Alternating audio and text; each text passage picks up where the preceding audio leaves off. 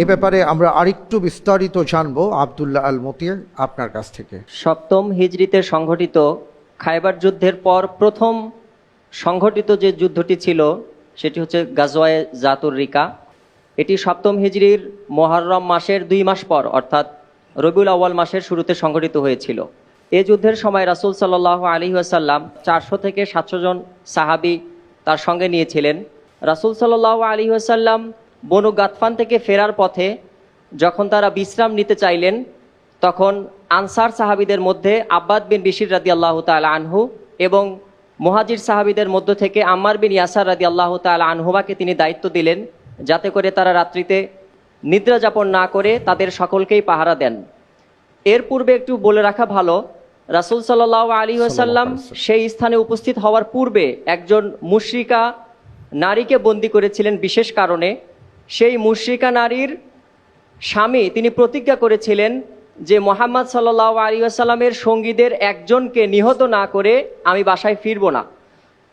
2 জন সাহাবীকে যখন দায়িত্ব দেওয়া হলো তখন তারা উভয়ে পরামর্শ করলেন, রাত্রির মধ্য অংশ পর্যন্ত আমরা একজন ঘুমাবো, একজন জেগে থাকবো।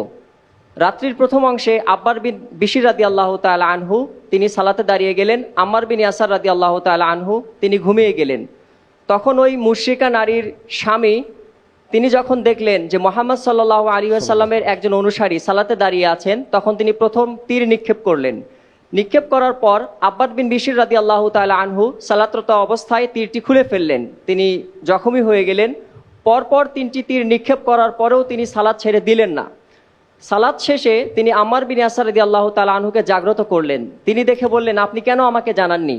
তখন তিনি উত্তরে বললেন, ইন্নী কুনতু ফি সূরাতিন ফা উকরিহু আন আকতাআহা, আমি এমন একটি সূরা তেলাওয়াত করছিলাম যা আমি ছাড়াকে অপছন্দ করেছি, এজন্য আমি সালাত ছাড়িনি।